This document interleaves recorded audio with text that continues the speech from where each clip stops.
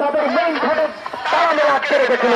আমাদের ভাইরা জাহাঙ্গীরনগরের মূল ফটকের তালা ফেলে ঢাকা আন্তর্জাতিক অবস্থান নিয়েছে।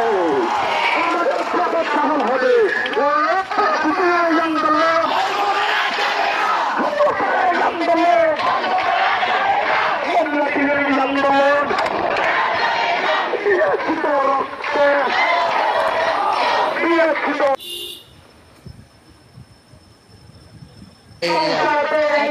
ছাত্রলীগের অবস্থান অরণ্যপাশে আন্দোলনকারী শিক্ষার্থীরা এই মুহূর্তে ঢাকা বিশ্ববিদ্যালয়ের কেন্দ্রীয় লাইব্রেরির সামনে অবস্থান নিয়েছেন কোটা বিরোধী আন্দোলনকারী সাধারণ শিক্ষার্থীরা। পাশাপাশি মধুর কেন্দ্রের সামনে অবস্থান নিয়েছে ছাত্রলীগ। মূলত ছাত্রলীগও আজকের একটি কর্মসূচি রেখেছে, এটি মূলত বিক্ষোভ মিছিল কর্মসূচি। যদিও তাদের কর্মসূচি দুপুর 2:30টায় হওয়ার কথা ছিল,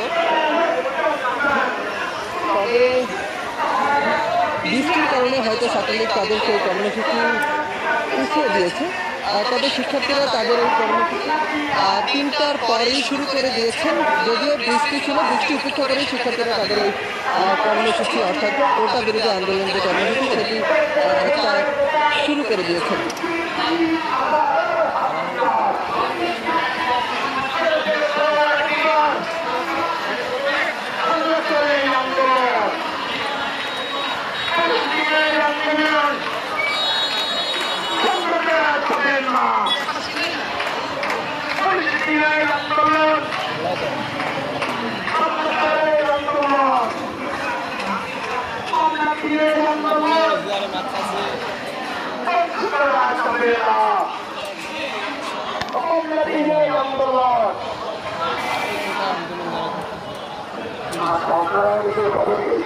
কুমিল্লা বিশ্ববিদ্যালয় হামলা হয়েছে।